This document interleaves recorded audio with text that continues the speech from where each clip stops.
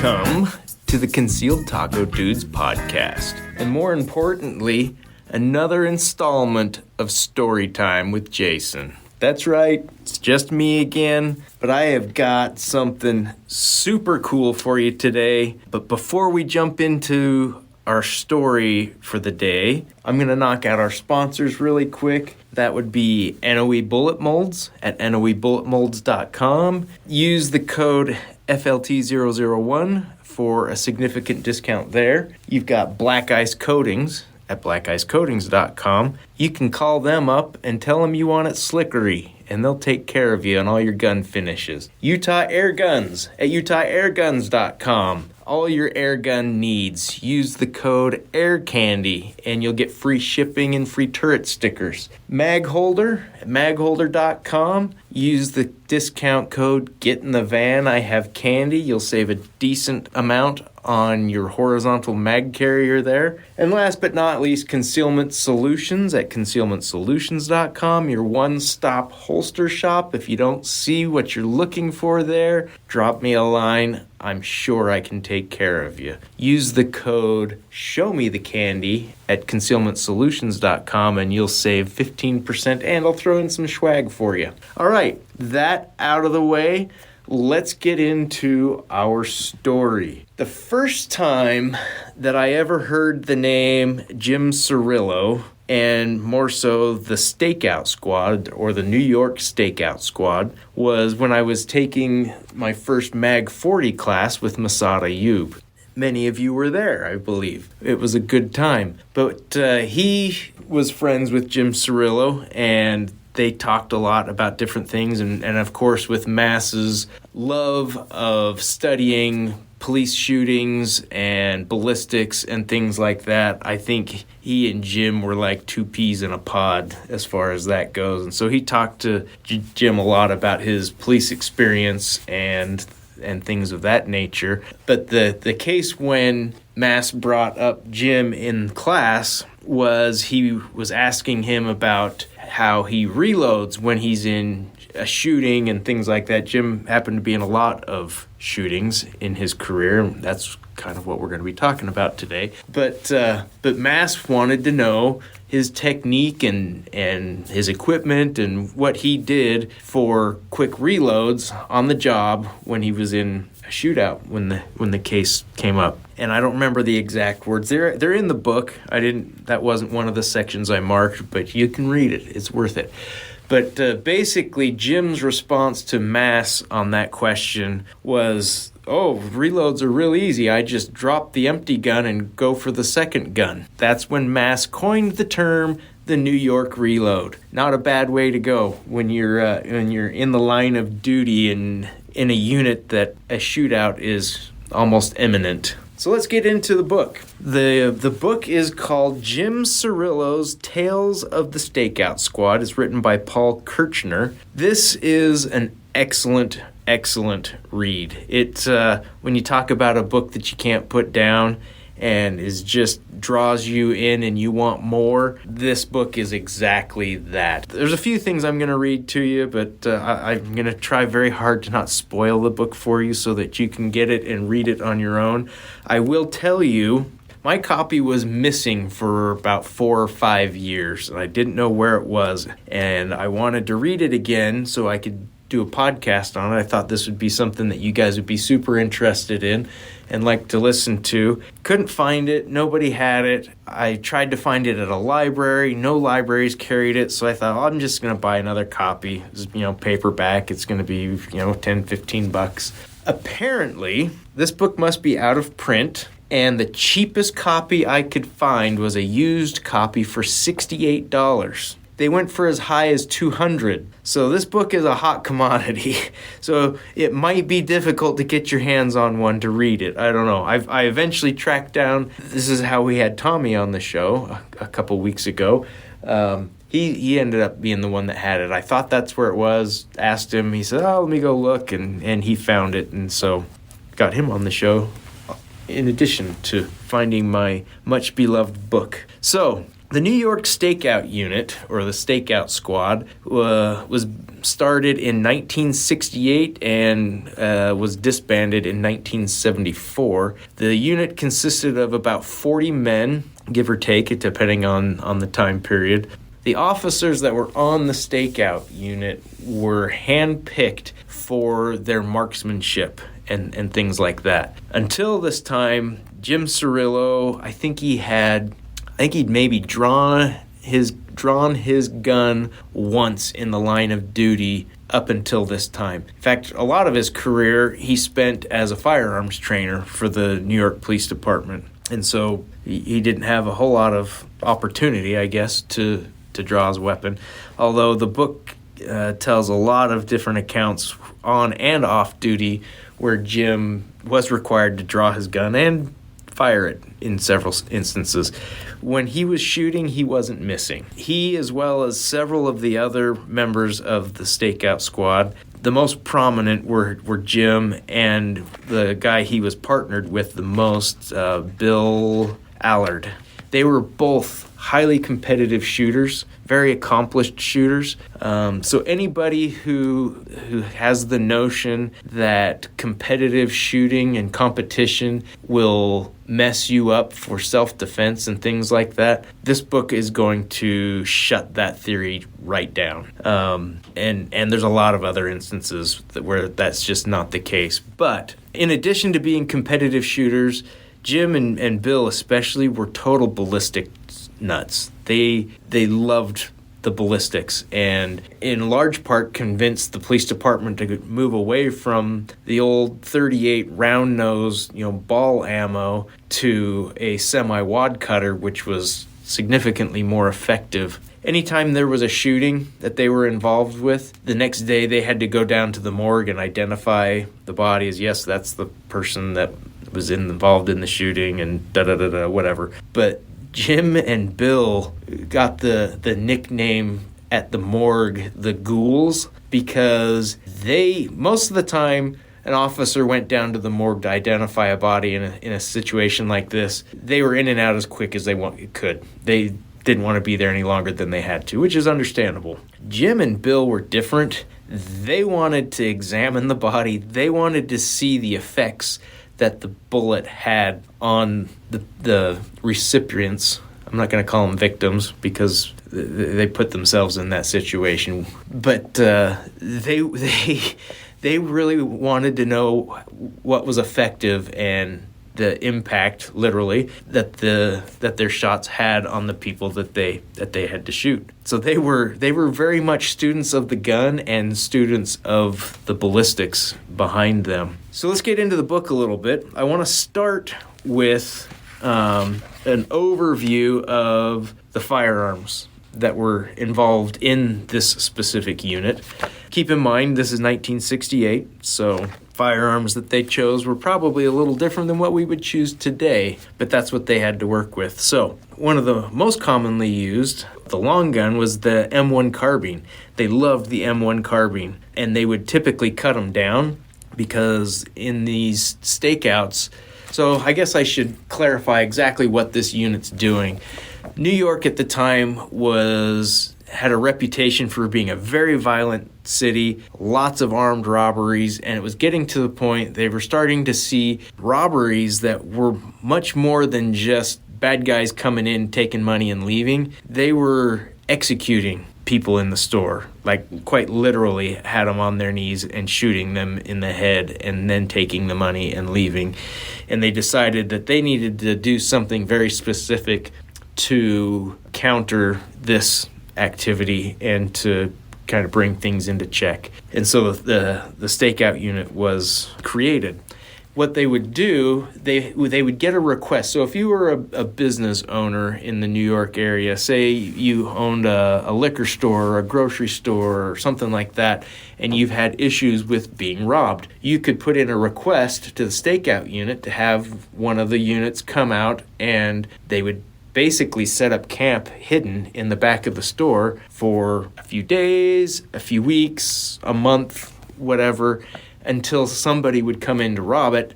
They would jump out and apprehend, or a gunfight would ensue. And they would stop the robbery that way. And so they would be set up in back rooms, and they would, if it had like a window that you could see into the main area of the business, they would cover the windows with advertisements and stuff like that, and they'd leave little openings here and there that they could look through so they could keep tabs on what was going on, and they knew what was happening. Or they would build false walls. Sometimes they would even build walls out of boxes, and they would sit behind those in such a way that they could keep an eye. They had a good view and a good shot if it were necessary in the store if somebody came in to rob it. The units typically worked in 2 to 3 man units. One person would be on point, which means they would be the one watching, and they would be out there for about a half an hour or so, and they would rotate and take turns, and they would have a plan. Okay, if this happens or when it happens, I'll give you a signal, you go this way, I'll go that way, whatever needed to be the case. So they had a very good plan. They trained a lot, and Jim was one of the people who was involved with the training of these units for these stakeouts. And so that's more or less what the stakeout unit was doing. That was their job. And so as you can imagine, these guys were involved in a whole lot more gunfights than the typical police officers in the same area, because they were set up waiting in a place where they knew the likelihood of something happening was very high. So these guys were pretty rock solid, and like I said, the main criteria for getting into the unit was marksmanship. It didn't matter if you had military experience or whatever. They wanted marksmen, and Jim and Bill Allard were both decorated marksmen, I guess is the easiest way to put it. So anyway, back to the guns of the stakeout unit. The M1 carbine, and all these are Cirillo's words here. He said the M1 carbine was one of our favorite weapons. They were great for stakeouts because we were in tight quarters, behind walls and such. We had full-length ones and some that were cut down. When we confiscated an M1 carbine on a case, it went to the range, and our gunsmith would cut down the barrel to just about 12 inches and put on a folding stock and a pistol grip. You know what? He said the carbine was one of our best stoppers. Our gunsmith was real good. He was able to fix those magazines so they reliably fed pointy hollow point 110 grain Winchester ammo, an expanding bullet. You figure you're shooting a hollow point bullet that's going between 18 and 1900 feet per second. That velocity gave us good hydrostatic shock. When that bullet opened up and folded back, it was superior to our handgun for sure. It was fast to shoot, light recoil, and you had 15 rounds. It turned out that anybody that was hit with it, even if they weren't hit in the vitals, got dropped. We had one guy was hit in the thigh, and he ran outside. His leg broke, and he fell. Evidently, the tissue was torn up, or the bone might have been fragmented or touched. His leg broke. He had a compound fracture. He went down to the ground. So they liked the M1 carbine, and I think, yeah, that all makes sense, right? From what we know of similar ballistics. The next one, the Ithaca Model 37 shotgun, is a pump-action 12-gauge shotgun. It was a 20-inch barrel. They had it loaded with double-aught buck and slugs. Allard, he was very methodical with ballistics and stuff. This is from Bill Allard. He said, if you went beyond 15 yards and got into a getaway car, you're going to need a slug. Or if they went beyond 15 yards, got into a getaway car, you'd need a slug. You don't want any pellets to hit any innocent people. I tested the patterns, and they would open up about 1 inch per yard. So you figure a man is about 18 inches across. Put a safety factor in there, and that means 15 yards would be about it for a double-aught. So these guys, they knew their weaponry, they knew their ammo. They went into these situations knowing exactly what they needed to do with which weapon, depending on the scenario. The next gun, the Smith & Wesson Model 76 submachine gun. And these are Cirillo's words. We also had the Smith & Wesson Model 76, a terrible submachine gun. It was a copy of the Swedish K, but that was a beautiful gun. This was a piece of crap. You couldn't put soft-nosed ammo in it. It would malfunction. We had to use full patch bullets, which is a full metal jacket. And a lot of times they would go off before the ammo was fully chambered. You'd actually see the brass blow out. That's frightening that they had a weapon in service that ran so horribly bad. Yet that's what they had. Handguns, there were a lot of options. Now, the police issue, I believe, was the Model 10 in .38 Special. Not super great ballistics on that gun, but that's what they were used to. That's what they had. That's what they were issued.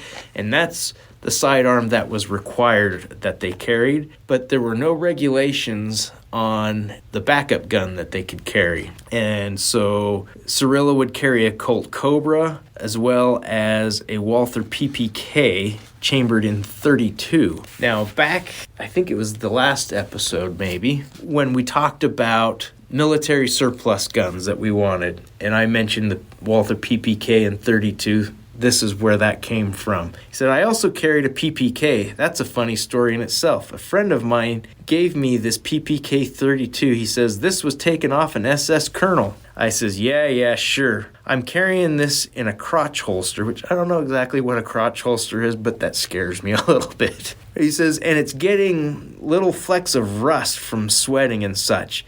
I didn't pay much attention to that. I go, what the hell? I even bent the front sight so it would be dead on. I made one kill with it on the police range. I went in there, I had to pick up some ammo for a pistol match, and nobody was there. It was late, about 8 o'clock. I walk into the mess hall, and there's a rat confronting me, looking at me, standing up on its hind legs and squeaking at me. I said, you little bastard, and I pulled out the little .32 and pow, I hit him. He left a blood trail where he crawled under the Coke machine and died. And then the limited duty night guy comes in and says, did you fire a shot? I says, yeah, there's a dead rat under the Coke machine. I don't think you get away with that anymore.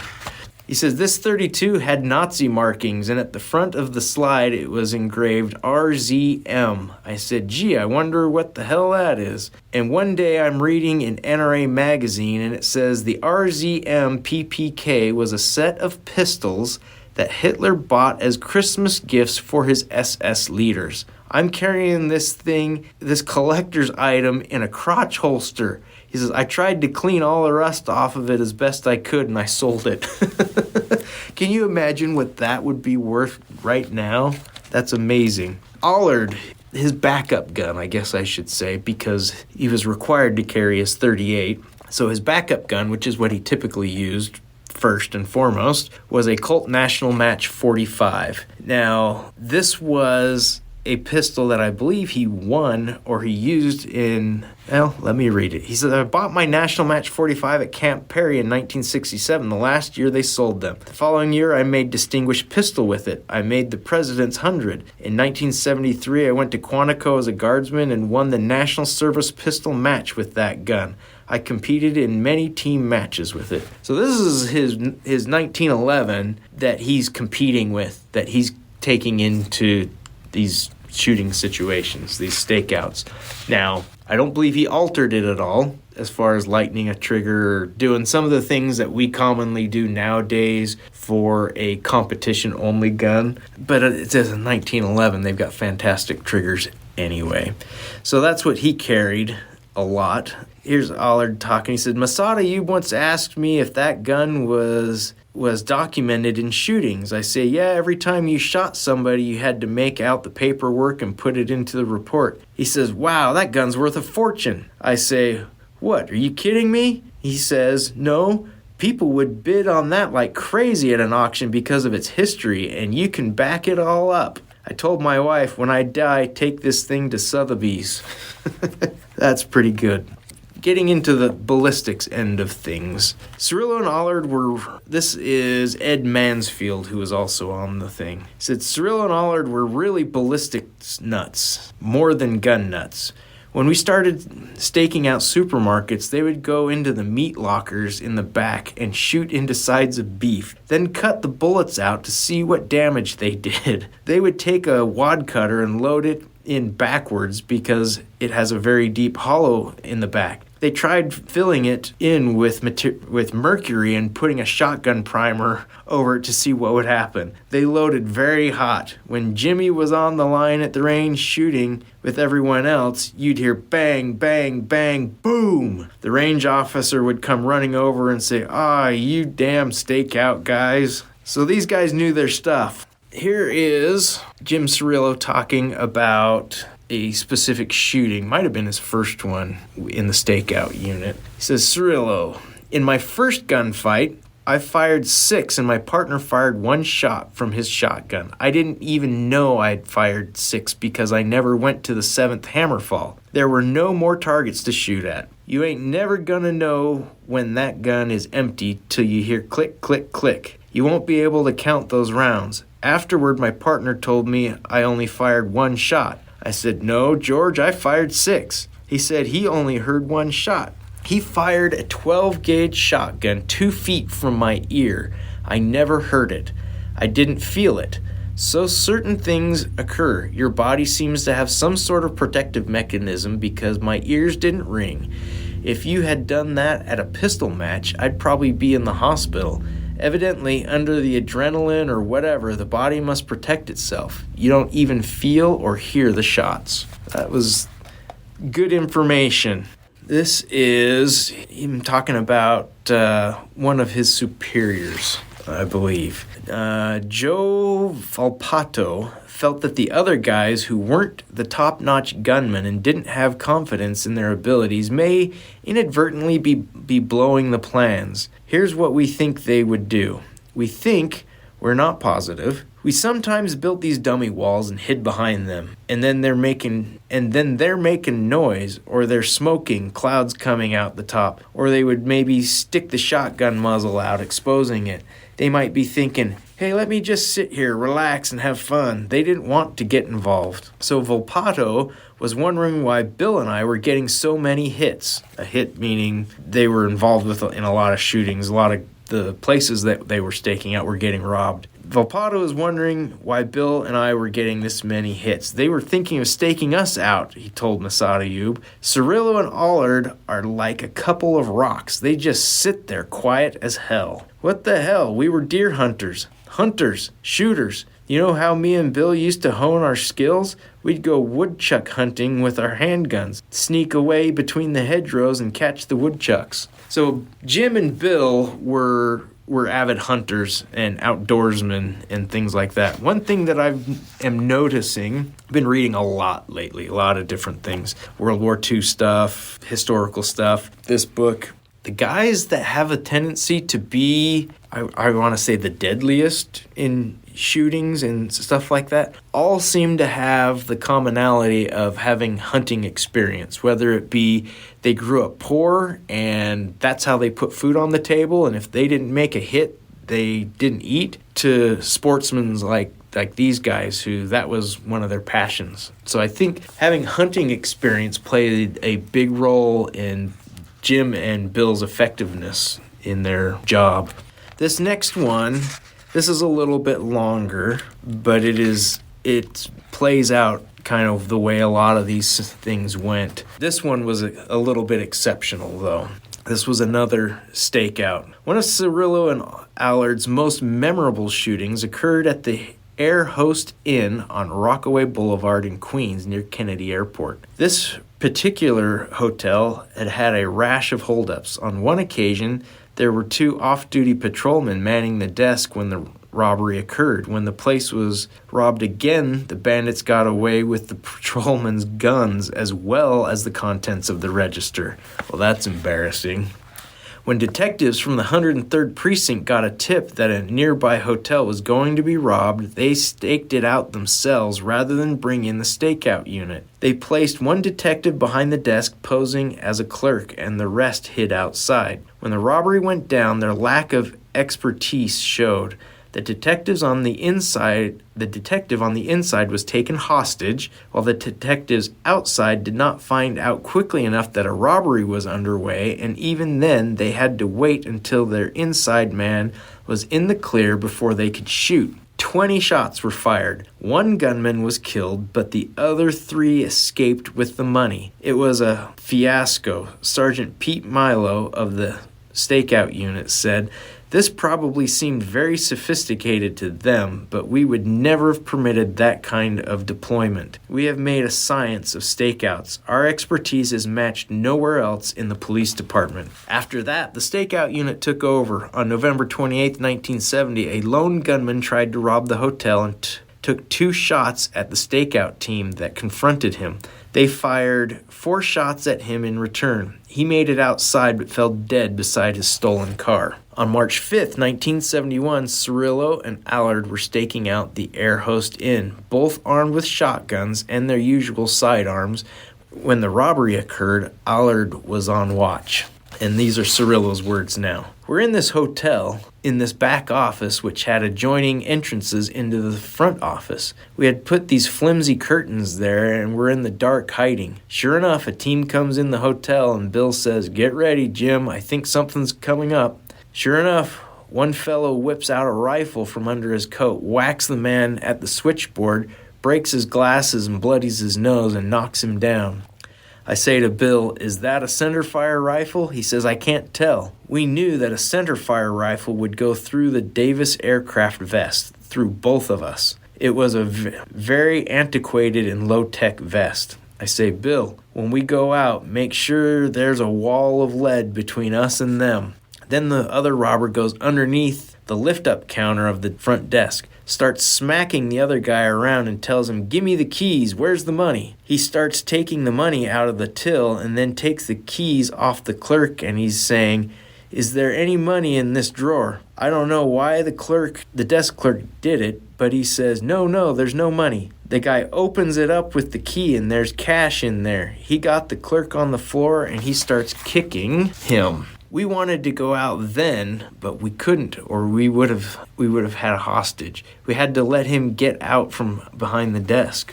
I'm aiming at the guy with the rifle. I've got a 12-gauge slug in my shotgun. I'm aiming right for him to put him down first. I ain't worried about the guy with the handgun, right? So sure enough, as soon as the guy popped out from underneath the desk, I fired at the rifleman, but the slug goes right through the guy's head who was popping up. He popped right up into my shot.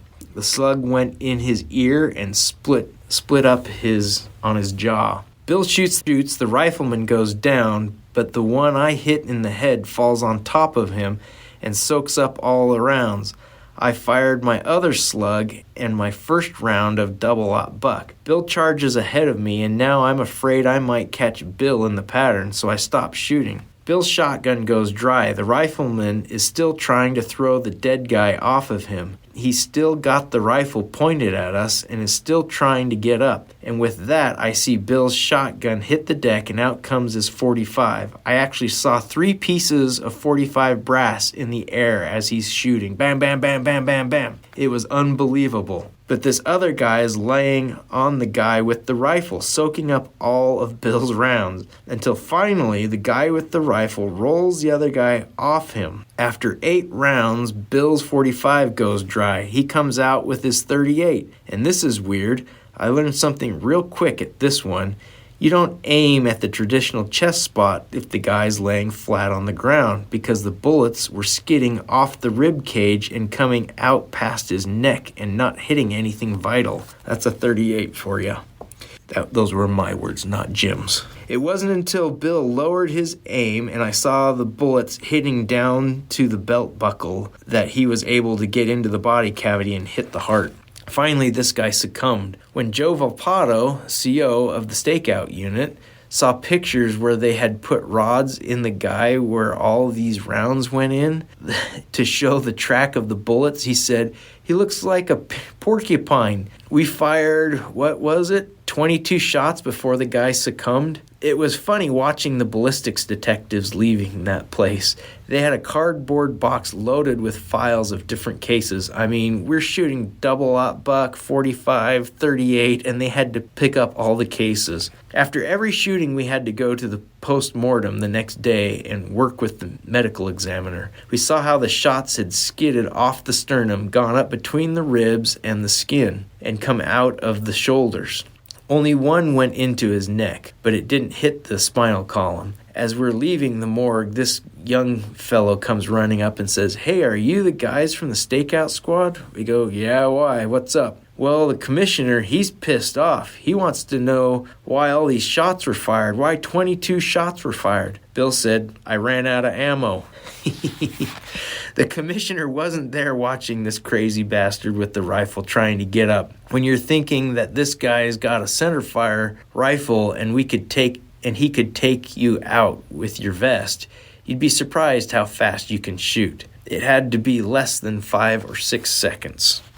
Pretty incredible. But yeah, you shoot until the threat stops, right? So as I told you, these guys are major ballistics freaks. This section kind of entitled "In Search of the One Shot Stop." It says, even the medical examiners are under the mistaken impression, this is Cirillo talking, that with one shot the guy goes down. It just doesn't happen. I've seen guys shot with 12-gauge slugs, double-aught buck, number 4 buck, 45, 9mm, 38, 30 caliber carbine, 223, and only a few occasions did they drop on the spot. And those were shots that were brain or spinal column shots. If you don't hit the right spot, he's not going down. You can hit the heart, and it depends on when you hit the heart as to whether you're going to stop him.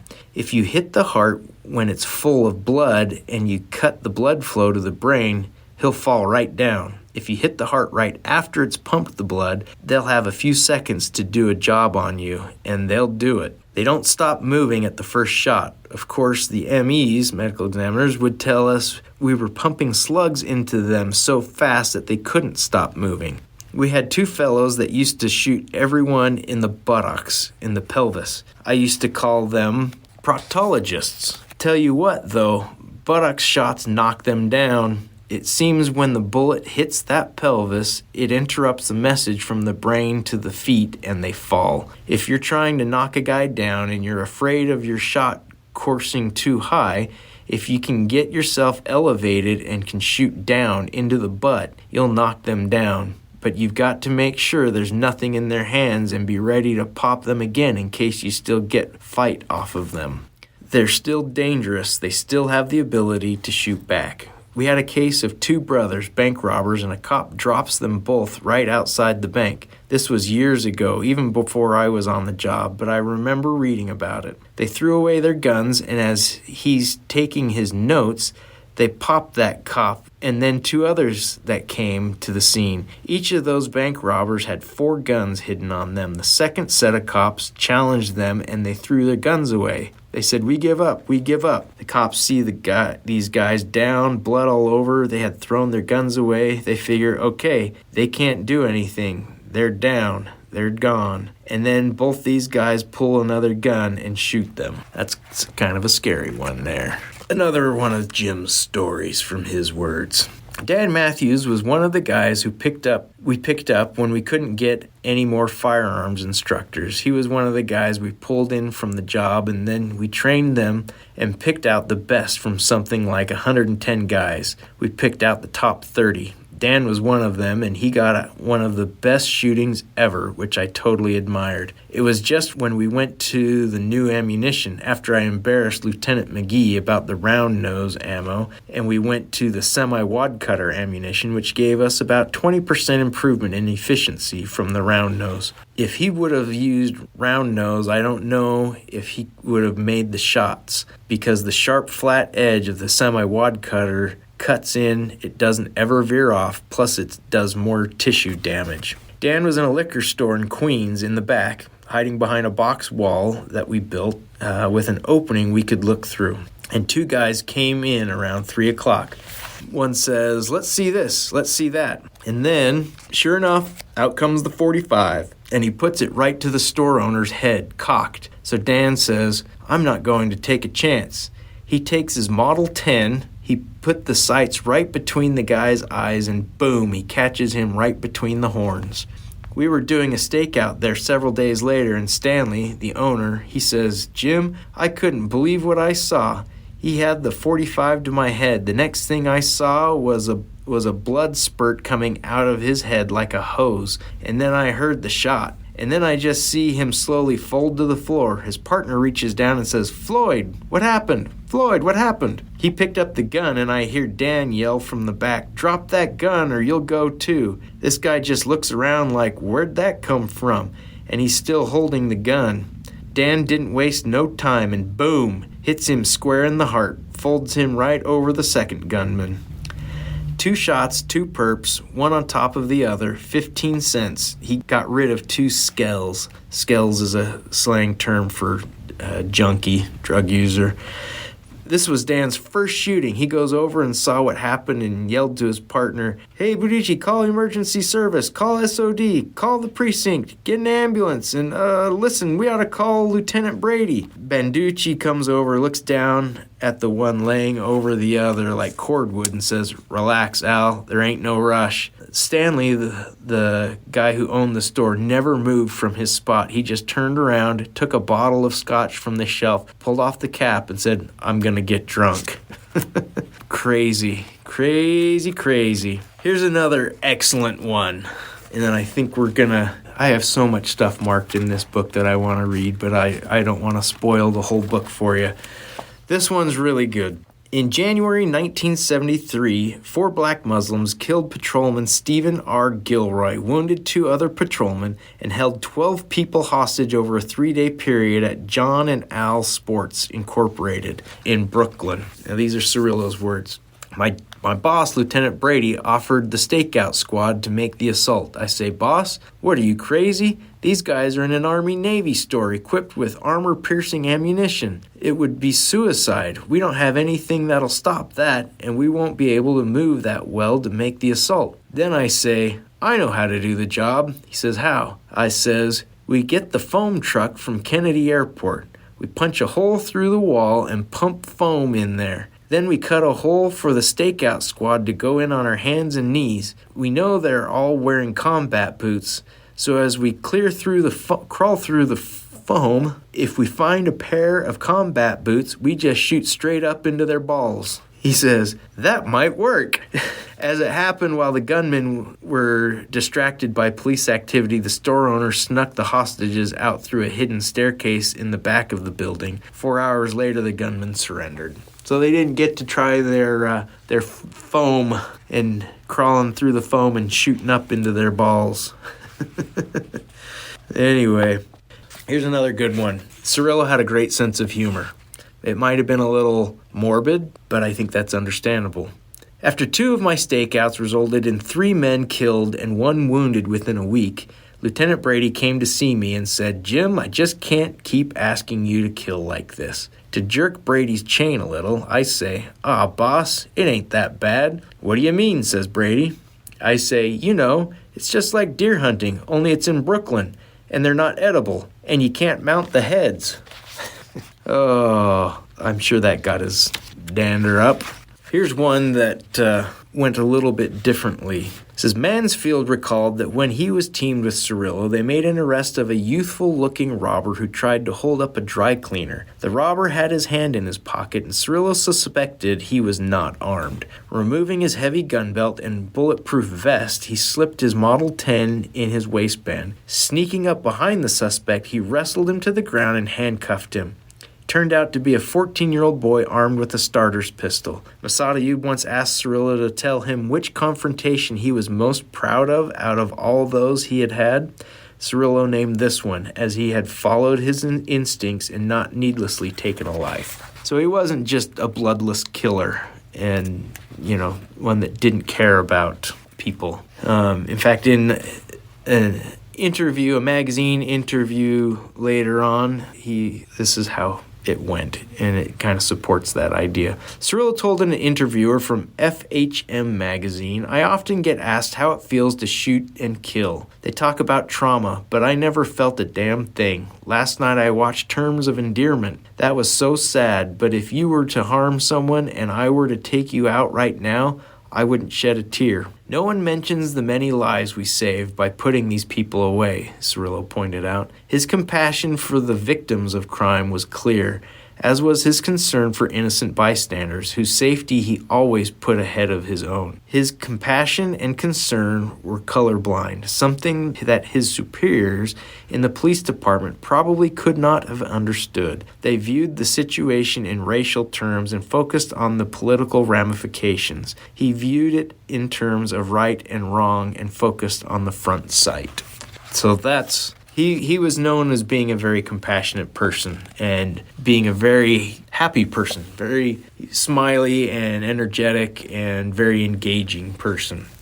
Was a great family man, loved his kids, loved his not adopted, but stepkids in a later marriage, and had great relationships with them as well. To round things off here, the unit was finally shut down in 1974 due to political pressure because they were just killing too many bad guys. They felt like they were just too brutal and too over the top, and it needed to stop, which doesn't sound too different from the way things kind of are nowadays. Cops, yeah, you pull the trigger as a cop doing your job, and you get put under a microscope, and yeah, it's a tough job. But this going out at the end of the unit, this is Bill Allard's words. He says, "When the unit broke up, I stepped back into the shadows. I wasn't seeking publicity. I had opportunities to write, and I just felt no. Because once you write it, you have no control over who's going to read it. As far as the trade secrets, those I wouldn't give to anybody except on a need-to-know basis. I did what I had to do. It was a job. If I had to do it over again, I would, but it wouldn't fly under today's political regime. They would be too afraid of the shooting. I feel sorry for a lot of these police officers today. You get involved, and the first thing you know, your job's on the line. You think you're doing the right thing, and they're looking to hang you. People don't realize that as a law enforcement officer, at times you have a millisecond to make a decision. In your head, it's the right thing to do, but right or wrong, you've got milliseconds to do it, whereas a judge and a jury have weeks and months to ponder if the decision you made was right." And that could not be more true today as it was then. So the stakeout unit is a thing of the past, and like Allard said there, a unit like that probably would not fly today. It would be, it just isn't politically correct. Cirillo, like it said there, had genuine compassion for the people that he was serving and the people in these stores that were getting robbed and taken advantage of, and had very little compassion for the people that were committing the crimes.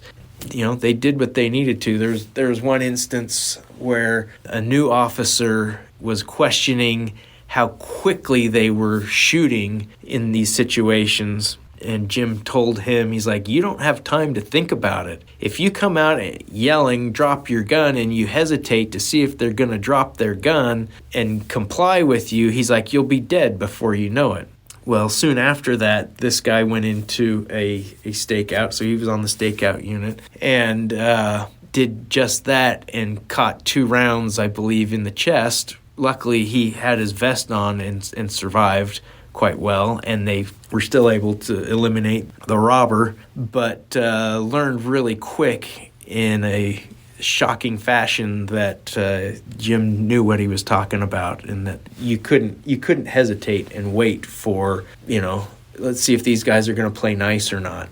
I think you have to assume when somebody goes in to a building or into a business like that, armed and threatening, you have to assume that they mean to do what they're threatening and take action. But anyway, the book again is Jim Cirillo's Tales of the Stakeout Squad, written by Paul Kirchner. Very good read. I highly recommend it. I did not do this book justice in the few stories that I told from it, but again, I don't want to spoil it for you entirely. You can also look up Paul Kirchner, Kirchner. He has written several books that have a similar thread. There is The Deadliest Men to Ever Live and More of the Deadliest Men to Ever Live. I'm currently reading through one of those, and there are some fascinating stories in that as well that maybe we will talk about at a later date. But I hope you found that interesting. It is one of my favorite reads. The second time I've read it, I'm sure I will read it several more times before I am blind and can't read anymore. And then I'll have my grandchildren read it to me. But anyway, thanks for listening. I hope you enjoyed that. Have a great day. And remember to be nice to people and go take somebody shooting.